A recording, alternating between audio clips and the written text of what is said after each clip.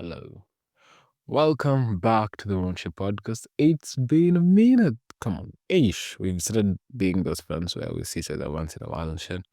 And it shouldn't be like that. Come on, we should talk more. Oh my lord. Oh my dear lord. Days are going and dreams are living. Jeez. Anyway, how have you been? How have you doing? How are you doing? Come on, jeez. I've been anxious on these fast meters and shit.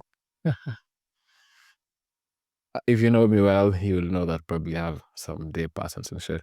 But anyway, let me not just focus on that. Let me try to be articulate with what I'm here for. I believe this is a space where we unravel the realities of adulting, its challenges, its triumphs, and the internal battles we often face. And today's episode is deeply personal and reflective. It's about something that haunts many of us, the weight of the dreams we don't pursue, the silent burden of knowing we could have done more but lacked the willpower to push through. What happens when we don't live up to our dreams?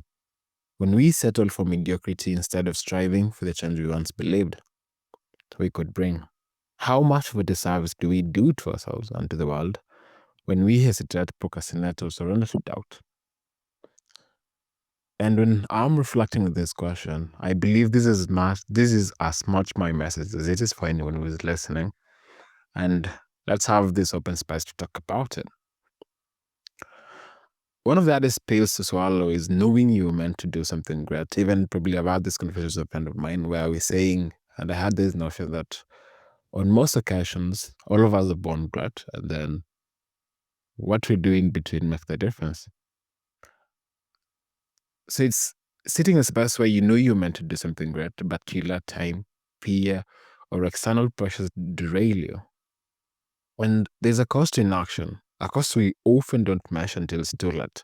It's not just about personal regret. It's about the void left in the world when a brilliant idea never materializes, when a voice that could have inspired remains silent, when solutions that could have changed lives stay locked inside someone's mind. I've come to realize the system we live in is already rigged against us in many ways. But if we let that reality paralyze us, then we become part of the problem rather than being part of the solution. Because every time we hesitate to act, we give incompetence, inefficiency, and greed more space to thrive. The world does not improve on its own. It improves because people make intentional efforts to change it. And I think if you have the capacity to contribute but choose not to, aren't we failing our purpose? Willpower is one of the very few virtues I hold dear. Yet, on a personal space, I acknowledge how difficult it is to sustain. The world offers an easy escape. There's distraction, there's entertainment, and on so many occasions, short-term gratification. The hardest thing is to resist comfort and keep pushing forward even when the path seems unclear. Think about it. There are these moments when you're passionate about something, a project, a course, or an idea. There was this initial excitement, just bubbles bubbling in you. But then resistance crept in, maybe to self-doubt, maybe it was a lack of resources, maybe it was just exhaustion, you name it. Whatever excuse or probably whatever reason you have to. And so you put it off. I'll start tomorrow, you say. But then tomorrow becomes next week, next month, next year. And before you know it, you've left something that could have defined you slip through your fingers. And here's the truth of the matter. The world does not wait for readiness. Opportunities don't linger forever. If we want to see impact, we have to be willing to fight for it, even when motivation fades, even when progress is slow, even when no one else understands the vision. There's a strong belief in my perspective that knowledge and ability come with responsibility. If you have the awareness to see a gap in society, if you understand the inefficiencies that others don't, if you have a skill that could change your own life and others, that it is your responsibility to act. And this is something I wrestle with daily. It's easy to complain about what's wrong with the world, but real change comes when we take action. That's why I see intentional value creation as a non-negotiable virtue. We can't afford to sit back and just let life happen to us.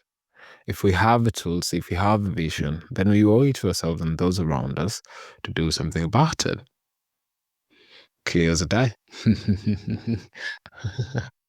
Oh my dear Lord, it seems more of like a serious notes over here, but bear with me. It's more of like I think I sit in this process and I believe as a generation we could do better.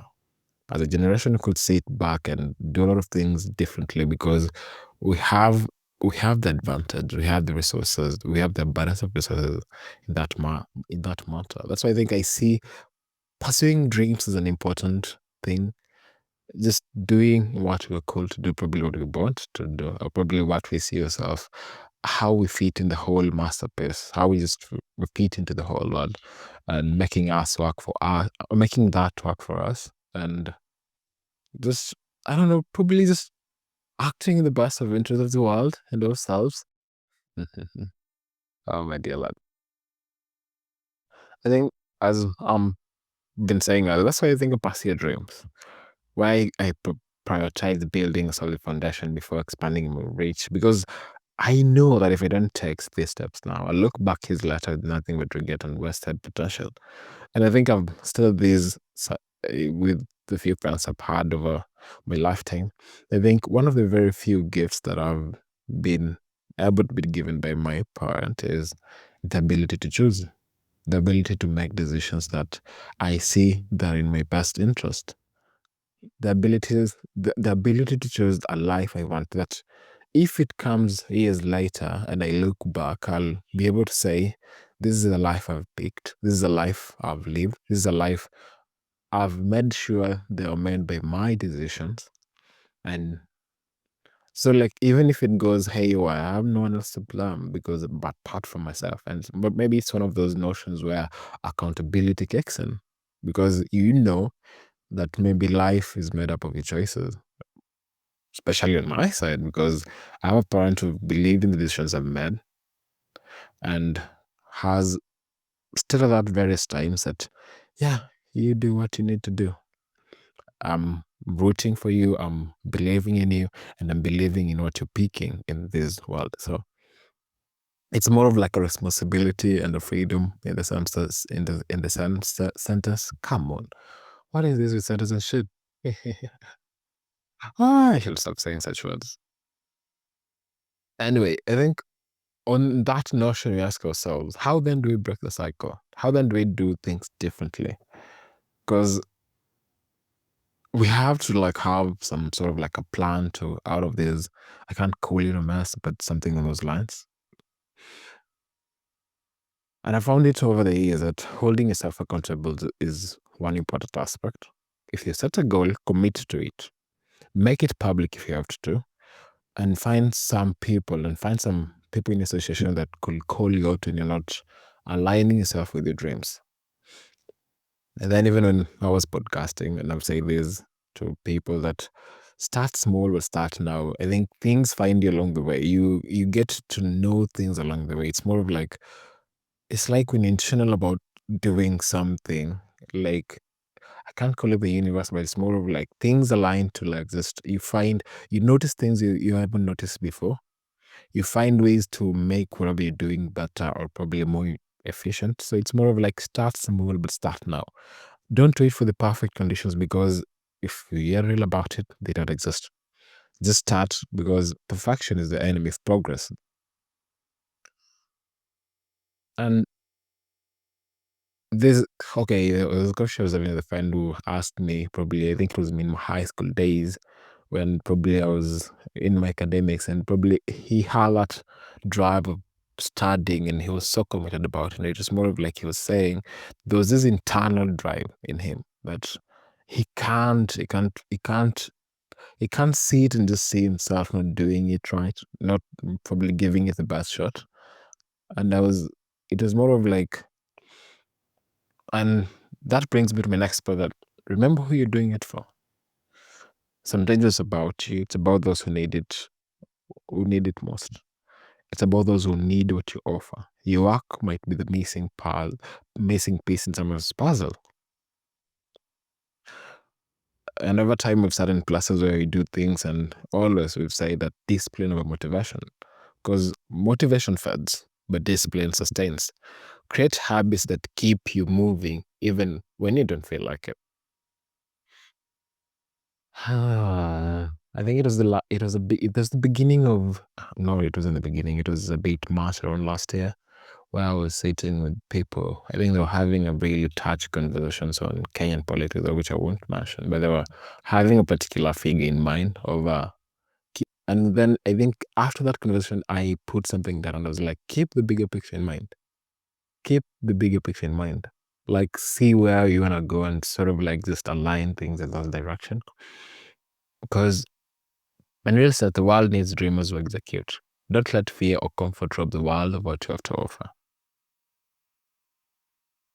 Because it's special. As I wrap up, I challenge you. What is something you've been sitting on for too long? What dream or idea are you allowed to collect dust? Pick it up. Work on it. The world needs you at your full potential, just as much as I need to remind myself of these very truths. This has been the Worship Pod. Because if this episode spoke to you, share it with someone who needs to hear. Let's hold each other accountable for the impact you're meant to create. Until next time, stay intentional, stay courageous, and don't let your dreams die within you. I've been your host, Wasmo, the poet. Ciao.